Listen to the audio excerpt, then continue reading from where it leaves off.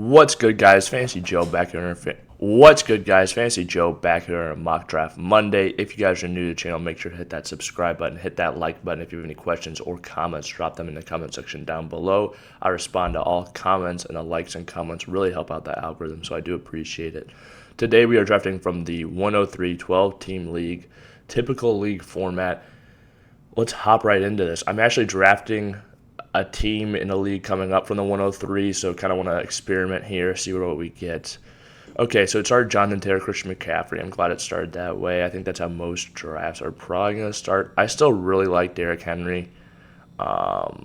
He's my number one player to start the offseason, honestly. The only thing to worry about me is offensive line has gotten a little bit worse, but he's still an extremely talented back, and he get a ton of volume and is just a different type of beast.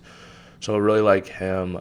I think I'm going to take Kupp here, though. I want to see how the team turns out when I take a wide receiver. And Kupp is, has that Antonio Brown level of consistency to where you know what he's really going to be, I feel like, this next upcoming season. And people may say, like, oh, this is his breakout campaign or something like that. I mean, it was by far his best season. But if you look back at 2019, he finished as a wide receiver 4, and that was with Jared Goff. Now he has Matthew Stafford, obviously, major upgrade for him. Okay, I'll snag Aaron Jones here. I really thought I was going to do a wide receiver heavy kind of draft, but I really like Aaron Jones. I think he's a very solid back and catch a ton of passes, so I'm going to take him there. James Conner went. I was actually going to take Mike Evans in the second round. That was honestly who I was going to take if Aaron Jones wasn't there. He's here already.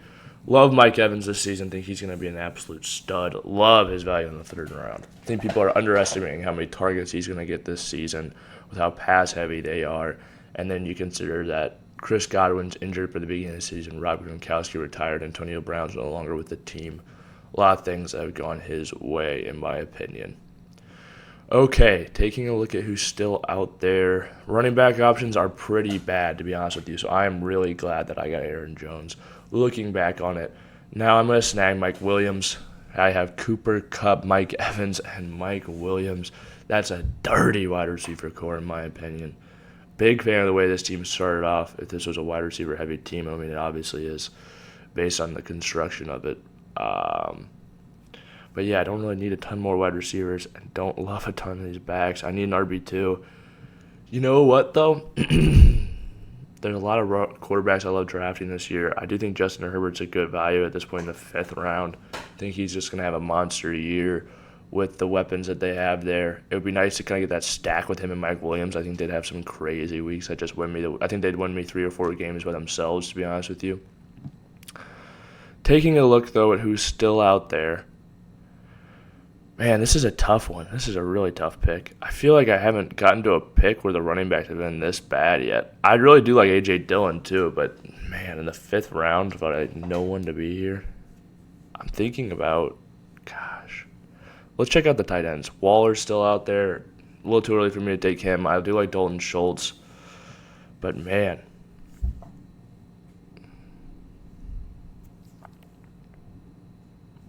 You know what? It's a mock draft. Let's take Justin Herbert, see how this thing turns out. Like I said, I think he's a value at this point in the draft.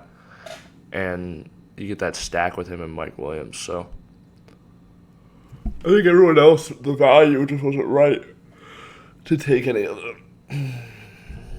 Yeah, you see here we get back, and a lot of these running backs are still on the board. Darnell Mooney is, I think, a really solid wide receiver. I think he's going to have great value. I'm going to snag Miles Sanders here as my RB2, and hopefully I'll be able to snag another running back in this little quick turn. Boom, and I do. Give me Kareem Hunt here. I think he's going to be valuable for fantasy this season. I feel like he finishes like an RB2 every single season, so if I have him as my backup option, my third RB, I feel good about it.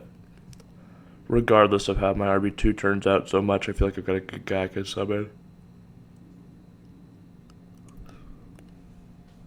Man, oh man.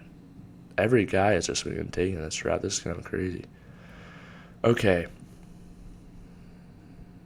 I'm between Rashad Penny here and Melvin Gordon. I do think Rashad Penny could get off to a really hot start to this season. TJ Hawkinson's still out there. I'll snag TJ Hawkinson.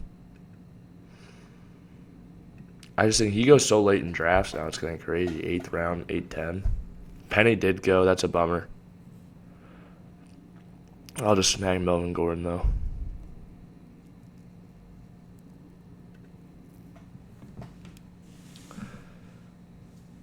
Yeah, I think Melvin Gordon's another guy, just a really solid player. Thought about James Cook a little bit there as well. But yeah, I just ended up going with him, obviously. Okay, 10th round now. Taking a look at who's still on the board. MVS, Jarvis, Devontae Parker. Man.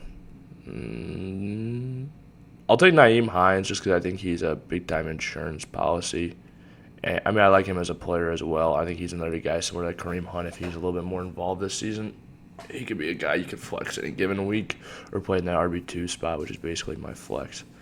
Okay, another guy I really like this year, I'm going to snag Dameon Pierce. I think he's going to win the job in Houston. Sure, it might not be the most valuable role based off that offense, but he's a good running back, and I think he's got an opportunity to receive a lot of work, meaning there's not much competition on that depth chart, so I think he could quickly rise to the top of it and be extremely fantasy relevant all of a sudden. Still probably limited to an RB2 because of that offense, back end probably, but still. I'm going to snag Tim Patrick here. I think he's a really good wide receiver. I think Russ is obviously a star.